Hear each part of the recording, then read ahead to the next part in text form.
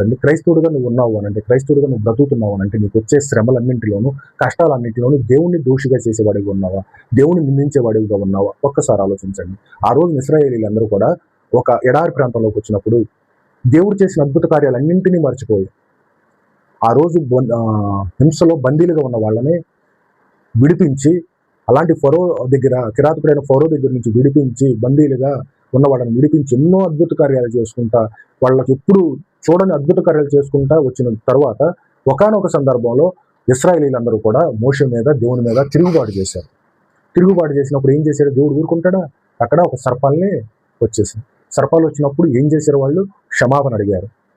క్షమాపణ అడిగిన తర్వాత ఏం జరిగింది? దేవుడు మోషే చేత ఒక సర్పాన్ని జయించి, వెండి సర్పాన్ని జయించి, ఎవరైతే ఆ సర్పం వైపు చూస్తారో వాళ్ళు బ్రతుకుతారు అని చెప్తారు.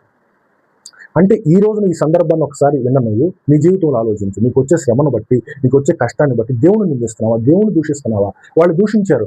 వాళ్ళు అప్పటి వరకు జీవించిన జీవితం అనేది గతకాలం జీవితం అంతా ఒక్కసారి మర్చిపోయారు. ఈ రోజున నువ్వు నీ గతకాలంలో జీవించిన జీవితాన్ని బట్టి ఈ రోజు కష్టం వచ్చిందని ఆలోచించకుండా నువ్వు క్రైస్తవుడిగా బ్రతుకోగలిగిన నువ్వేం చేస్తున్నావు అంటే దేవుణ్ణి నిందించేవాడిగా, దేవుణ్ణి వ్యతిరేకించేవాడిగా ఉన్నావు. కానీ ఇది నువ్వు కరెక్ట్ కాదు.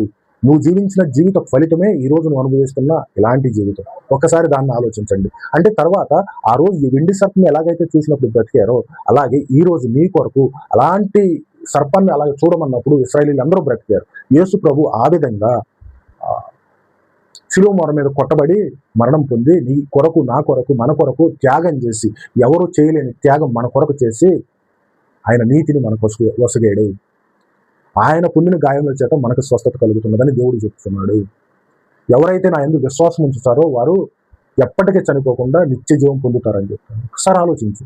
నువ్వు చూడవలసింది ఇప్పుడు నీకున్న పరిస్థితులు బట్టి నువ్వు చూడవలసింది ఏంటంటే దేవుని యొక్క సిలువ వైపు, ఆయన చేసిన త్యాగం వైపు, ఆయన పొందిన శ్రమల వైపు, ఆయన ఇచ్చిన మరణం వైపు. ఆయన మరణమే మనకి ఒక ఔషధం లాంటిది. నీకున్న శ్రమల బట్టైనా, నీకున్న పాపం బట్టైనా కానీ, దేని నుంచి బయటపడాలన్నా కానీ ఆయన మరణం ఒక్కటే నిన్ను పాపంలో నుంచి, నీ శ్రమల్లో నుంచి బయటకు విడిపిస్తుంది. లేదనంటే నీకేం చేయలేదు. ఇంకా ఒక్కసారి ఆలోచించు. నువ్వు ఒక్కసారి చేయాల్సింది ఏంటి అని అంటే దేవుడి దగ్గర క్షమాపణ అడిగి, ప్రభువా నేను పాపిని, ఎందుకు పనికిరాని వాడు, నాలో నీతి ఏమాత్రము లేదని దేవుణ్ణి అడగడమే. దీని గురించి పూర్తి వీడియో కామెంట్స్ లింక్ ఇచ్చాను, తప్పకుండా చూడండి.